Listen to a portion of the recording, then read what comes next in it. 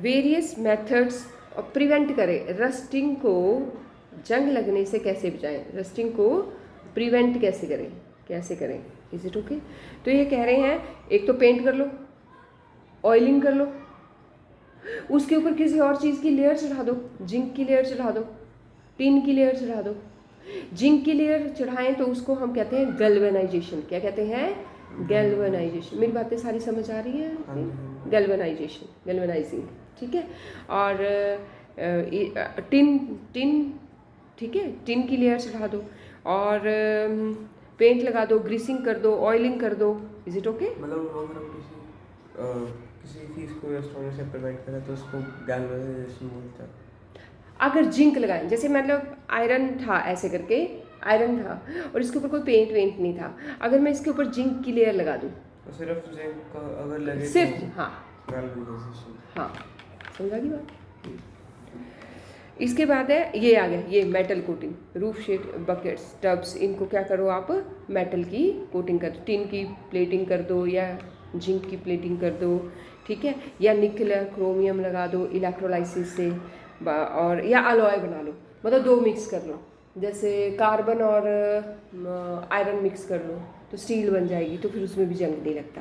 तो इस तरह से कई चीज़ें मिक्स होकर के, एलुमिनियम के साथ कई चीज़ें मिक्स करते हैं हम लोग, तो वो चीज़ जो है वो करोड नहीं होती है। फिर जब हम 2-3 मेटल को मिक्स करके कुछ बनाएं तो वो करोड ईजिली नहीं होती है। तो these are the methods of the preventing corrosion.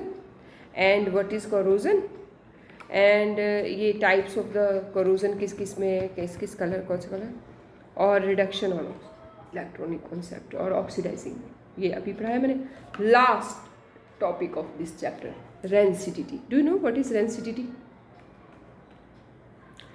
Rancidity, जो हमारे चिप्स होते हैं, चिप्स वो बिल्कुल पैक्ड होते हैं, है ना, लेकिन जब हम उनको खोल दें और आधा खाएं और आधा रहने दें और उसको ढंग से बंद ना करें तो उससे क्या आती है अगले दिन? बस उसी को रेंसिडिटी बोलते हैं। इसको क्या बोलते हैं? When oily items come in contact with oxygen they gate moisture बोल सकता है, ऑक्सीजन और मॉइस्चर, कुछ भी, ऑक्सीजन और मॉइस्चर के, हाँ हाँ, दोनों के लिंक में जब आती हैं तो वो क्या, expose to air gets the, ये लिखा हुआ है, when oils and fats, food contain oil, fats are expose to air और ऑक्सीजन दे गेट ऑक्सीडाइज। या हवा या ऑक्सीजन के लिंक में आती हैं तो वो क्या, ऑक्सीडाइज हो जाती हैं और वो क्या करती हैं, स्मेल करती हैं, स्टेल, सड़ जाती हैं और उनका कलर वगैरह भी चेंज हो जाता है और वो स्मेल भी बहुत गंदी करती है। जब तक वो उस पैकेट के अंदर थी, वो उस पैकेट के अंदर उनको कुछ नहीं हो रहा था, क्योंकि एक तो वो ऑक्सीजन के साथ अटैच नहीं थी, मतलब एक बाउंड्री लगी हुई थी ऑक्सीजन का। दूसरा, उसको नाइट्रोजन से फ्लश किया गया था। किससे? ये क्वेश्चन आता है कि मतलब उसको ऑक्सीडेशन से बचाने के लिए कौन सी गैस से फ्लश किया जाता है ऑयल आइटम्स? मेटल की बात कर रहे हैं, और नाइट्रोजन एलिमेंट है, मेटल नहीं है वो गैस है, तो नॉन मेटल कह सकते हो आप इसको, वो गैस है। तो नाइट्रोजन, जैसे जैसे मैंने पैक करना है, चिप्स पैक करने, पहले मैंने बनाए डाले, फिर उसको नाइट्रोजन से फ्लश किया और पैक कर दिया, क्योंकि मैं खोलूँगी तो इससे नाइट्रोजन निकल जाएगी, तो फिर ये क्या होगी, ऑक्सीजन के लिंक में आ जाएगी और ये स्टेल हो जाएगी, सड़ जाएगी, खराब हो जाएगी और स्मेल करेगी। इस इट ओके। तो ये क्वेश्चन 1 नंबर में आता है कि वो कौन सी गैस है जिससे कि उसको क्या किया जाता है, रेंसिड ना हो, प्रिवेंट किया जाता है, वो कौन सी गैस है? नाइट्रोजन।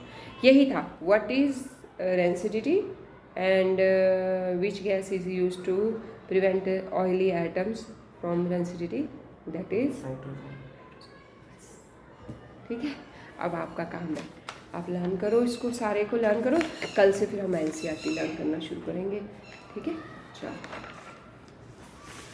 चलो चलो चलो, अच्छे बच्चों की तरह।